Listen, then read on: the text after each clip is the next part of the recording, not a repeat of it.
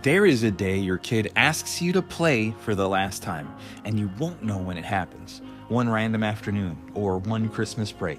They'll come over with a ball, a controller, a board game. Dad, will you play with me? And just like 100 times before, you say, not right now, buddy. Give me a few minutes. I just need to finish this real quick. And you're not trying to hurt them. You're providing. You're in a busy season, and you tell yourself you'll make it up to them next weekend, over Christmas, on that trip you've been promising. But kids are fast learners, and at some point, after enough, not right now, something quietly shifts. And they still love you, they still respect you, they still know you're working hard.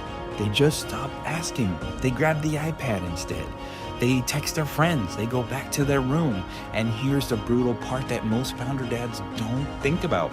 You don't notice the exact moment that it happens. There's no announcement, there's no confrontation, no big dramatic scene, just a slow fade from dad, come to play, to dad's busy, to don't bother dad right now, until one day you realize no one's running to the door when you get home. No one's dropping a ball in your lap. No one's begging you to watch their new trick, their new level, their new idea. And you'd give anything to hear them say, Dad, will you play with me just one more time? If you're a cash-rich, time-poor founder dad, you probably feel some version of this already.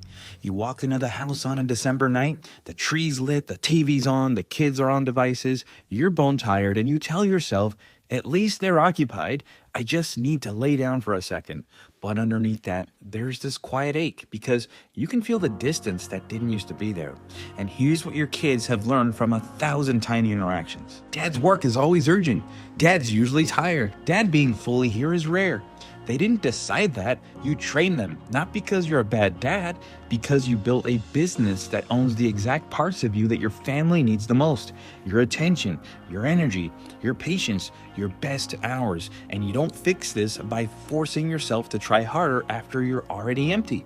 You fix it by changing the way your business runs, so it stops consuming every version of you except the exhausted one.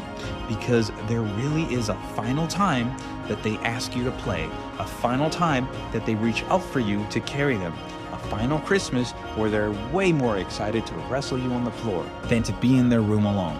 You rarely know it when it's happening. You only know in hindsight. And by then, all you're left is with whatever you chose in the moments you thought that didn't matter.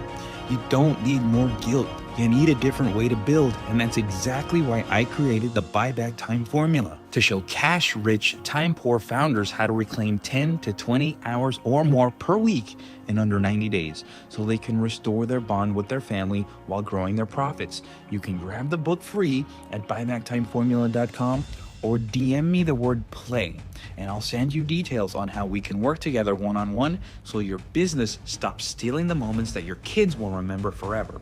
Because the money can come back, the time they wanted you the most doesn't. There's a last time for everything. Don't miss it because you were too busy.